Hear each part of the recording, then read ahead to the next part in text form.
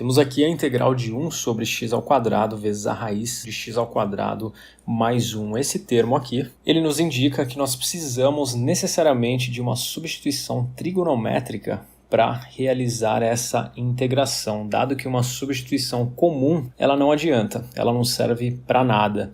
E no caso, a substituição trigonométrica mais conveniente aqui é a substituição utilizando a função trigonométrica tangente. Se você assistiu o vídeo Como Sempre Lembrar das Substituições Trigonométricas, disponível no nosso canal no YouTube, você já sabe simplesmente olhar uma integral e saber, no caso uma integral que exija substituição trigonométrica, e saber qual função trigonométrica você vai precisar utilizar. Aqui nós temos também que o a ao quadrado ele vale 1, ou seja, o a é igual a 1, portanto a nossa substituição fica x, que é igual a vezes, no caso uma vez, tangente de θ, que claro, pode ser reescrito como apenas tangente de θ. Se x é tangente de θ, dx é a derivada de tangente, que é igual a secante ao quadrado de θ dθ. Sendo assim, substituindo todos os termos dessa integral, nós ficamos aqui com x ao quadrado no denominador, tangente ao quadrado, raiz de tangente ao quadrado mais 1,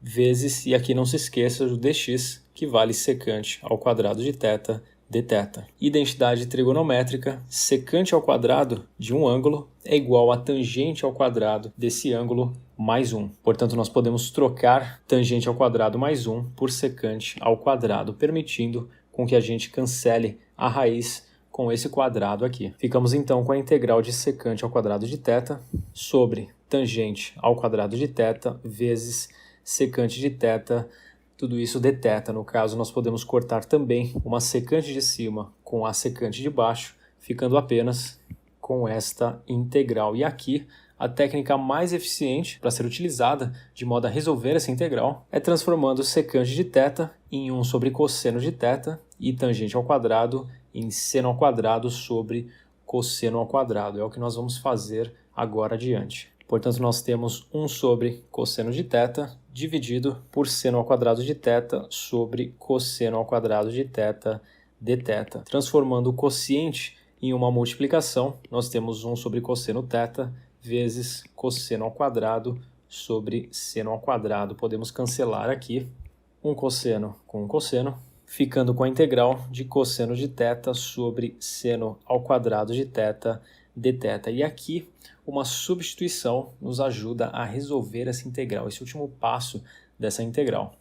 Nós vamos chamar seno de θ de u, sendo que du é igual a cosseno de θ dθ. Lembrando que du aparece aqui no numerador.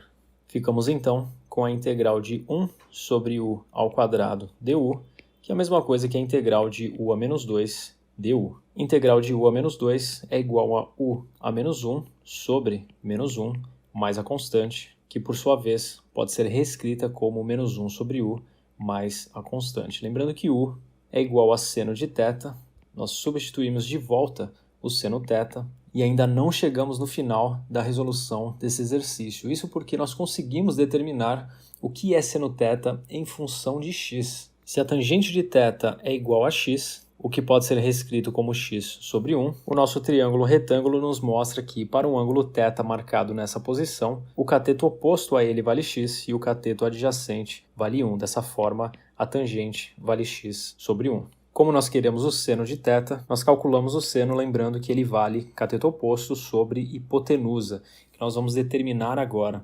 A hipotenusa ela é determinada pela utilização do teorema de Pitágoras, então x ao quadrado mais 1 ao quadrado, ou apenas a raiz de x ao quadrado mais 1. Portanto, o seno de θ é igual a x sobre a raiz de x ao quadrado mais 1.